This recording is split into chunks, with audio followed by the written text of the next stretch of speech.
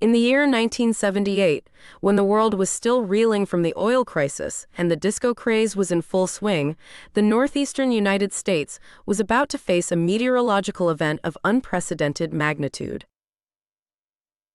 This was not just any storm, this was the blizzard of '78, a nor'easter that would leave an indelible mark on the region.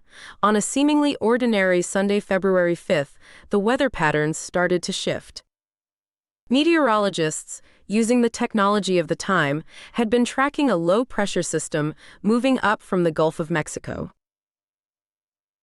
But the true nature of this storm was about to reveal itself in ways that would catch everyone by surprise. As the system moved north, it encountered cold air from Canada, creating the perfect conditions for a blizzard. By evening, the first snowflakes began to fall, but what followed was anything but ordinary. The snow came down in sheets, driven by fierce winds that howled through the streets and across the landscapes of New England, New Jersey, Pennsylvania, and the New York metropolitan area. Boston, a city no stranger to snow, was about to be overwhelmed. Over the next 36 hours, the city would see an unprecedented snowfall, with records tumbling as 27. 1 inch, 69 centimeters of snow blanketed the city. The snow was so deep that cars disappeared under white drifts, and public transportation came to a standstill. Providence, Rhode Island also set a new snowfall record with 27. 6 inches, 70 centimeters. The weight of the snow brought down power lines, plunging the city into darkness, and the wind sculpted the snow into eerie, towering drifts that blocked roads and buried homes. Further south, Atlantic City, known more for its boardwalks than its blizzards, was buried under 20. 1 inch, 51 centimeters of snow, an all-time record for the area. Even the bustling city of Philadelphia, accustomed to winter weather, found itself under 16. 0 inches, 41 centimeters of snow, with suburban Chester County towns nearby seeing even more.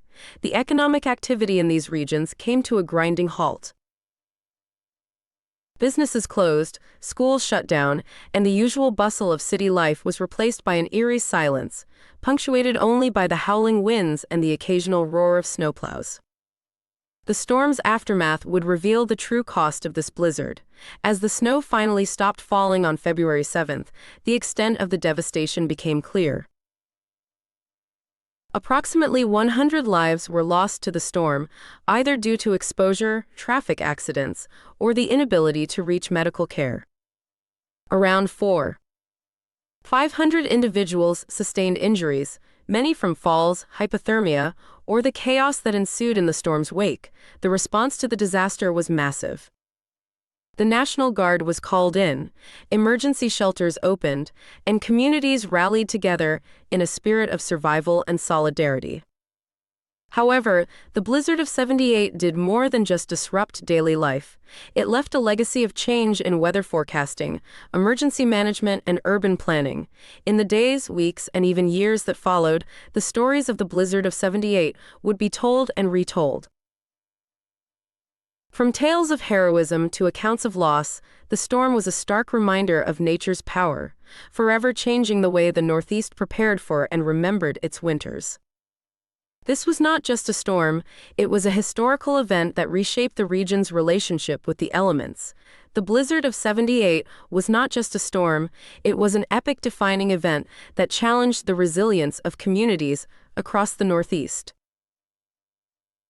As the snow continued to fall on that fateful Sunday, February 5th, and into the following days, the impact of this nor'easter began to unfold in ways both dramatic and tragic. In Boston, the city's usual hustle and bustle came to an abrupt halt. The streets, usually filled with the sounds of traffic and the chatter of pedestrians, were eerily silent, save for the relentless wind and the occasional plowing of snow. With 1 inch, 69 centimeters of snow, the city was essentially shut down. The Logan International Airport closed, stranding travelers, and public transit systems like the MBTA, Massachusetts Bay Transportation Authority, were immobilized, leaving people stranded or having to navigate through the blizzard on foot. Providence, Rhode Island, experienced its own version of chaos. With nearly 28 inches of snow, the city was cut off from the outside world. Power outages were widespread, with residents huddling together for warmth, sharing stories by candlelight and waiting for the storm to pass. The scene was reminiscent of a different era where modern conveniences failed and the community spirit shone through. Further south, Atlantic City, known for its coastal breezes and casinos, was transformed into a ghost town by the blizzard. The boardwalk, typically bustling with tourists, was deserted, its iconic lights dimmed by the snow. The storm's 21-inch, 51 centimeters of snow brought the city to a standstill, with emergency services struggling to respond to calls. In the Philadelphia area, the storm's impact was no less severe. Chester County, with its suburban towns near Philadelphia, saw snow accumulations of over 20 inches, while Philadelphia itself received 16 inches. The city, known for its resilience, was brought to its knees as businesses closed, and residents were advised to stay indoors. The weight of the snow caused roofs to collapse, and the city's emergency services were overwhelmed. The economic repercussions were immediate and profound. Industries that relied on transportation were hit hard. Factories, warehouses, and shipping companies faced disruptions, leading to a ripple effect in the supply chain. Retail stores saw a drop in sales as people were unable to venture out, and many were forced to close due to the inability to clear snow or because of power outages. The tourism industry, particularly in areas like Atlantic City, was crippled, with cancellations and refunds becoming the norm rather than the exception. The human toll was perhaps the most heart-wrenching aspect of the blizzard of '78. Approximately 100 lives were lost, not just to the direct effects of the storm, but also to its aftermath.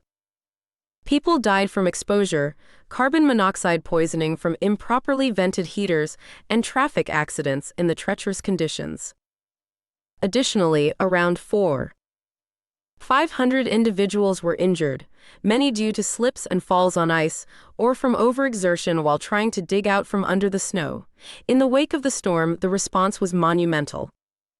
The National Guard was deployed to assist with snow removal and emergency services. Community centers and schools were transformed into makeshift shelters, providing warmth, food, and a place for neighbors to check on one another. The spirit of mutual aid was palpable, with stories of strangers helping strangers, neighbors banding together to dig out cars, and volunteers braving the elements to ensure the most vulnerable were safe. As the days passed and the snow began to melt, the blizzard of '78 left behind more than just physical damage. It left a legacy of change, prompting improvements in weather forecasting, emergency planning, and infrastructure resilience. The storm became a reference point for future generations, a story passed down of survival, loss, and the indomitable human spirit. It was a reminder that even in the face of nature's fury, communities could come together, adapt, and rebuild. The blizzard of '78, while a cataclysmic event in its own right, also became a catalyst for change in the Northeast. Its impact was not just felt in the immediate aftermath, but resonated through the years, shaping policies, community responses, and personal stories. In the days following the storm, as the snow began to recede, the true extent of the damage and the resilience of the affected regions came to light. Boston, with its record-breaking snowfall, faced an unprecedented challenge in clearing the streets. The city's response involved a massive effort to remove snow, with emergency measures put in place to manage the crisis. Snowbanks towered over cars, and the city deployed heavy machinery, including backhoes and snowblowers, to clear pathways, but the task was Herculean. The city's infrastructure was put to the test, revealing vulnerabilities in its snow removal capabilities and emergency preparedness. Providence, Rhode Island, also struggled to recover. The record snowfall left the city's roads impassable, and the power outages continued to affect daily life. The community response was immediate and heartfelt. Neighbors helped neighbors, and the city's emergency services worked tirelessly. However, the storm exposed the need for better planning, especially in terms of power grid resilience and emergency communication. Atlantic City, typically a place of leisure, was transformed by the storm into a scene of survival. The economic impact was severe, with casinos, hotels, and restaurants forced to close, leading to significant financial losses. The city's response included setting up emergency shelters and providing assistance to those stranded by the storm. The blizzard became a lesson in the importance of having robust disaster response plans, particularly for areas that might not anticipate such extreme weather conditions. In Philadelphia and its surrounding areas, the storm's aftermath was equally challenging. The snow, while not as deep as in some other places, was still significant enough to disrupt daily life. Suburban towns like those in Chester County faced the task of clearing roads and ensuring residents had access to essential services. The city's response involved a coordinated effort between municipal services, volunteers, and the National Guard, who were called in to help with snow removal and emergency operations. The economic impact of the blizzard of '78 was profound. The disruption to transportation, commerce, and industry was felt for weeks, if not months, after the storm. Businesses, especially small ones, struggled to recover from the financial hit, and many had to rely on insurance claims or government assistance to stay afloat. The storm led to a reevaluation of business continuity plans, with companies looking to diversify their supply chains and improve their disaster recovery strategies. On a human level, the storm left an indelible mark. The loss of life was a somber reminder of the storm's severity, and the injuries highlighted the dangers of navigating through such conditions. However, amidst the tragedy, there were also stories of heroism, resilience, and community spirit. People banded together, sharing resources, providing shelter, and offering emotional support. The storm became a shared experience, a collective memory that bonded communities through shared adversity. In the years following the blizzard of '78, several changes were implemented. Weather forecasting technology saw advancements, with better models and more accurate predictions becoming the norm. Emergency management protocols were revised to include better preparedness for such extreme weather events. Urban planning began to consider the impacts of severe storms more seriously, with improvements in snow removal infrastructure, emergency shelters, and power grid resilience. The blizzard of '78 also became part of the cultural lexicon. It was referenced in songs, books, and local lore, often used as a benchmark for all future storms.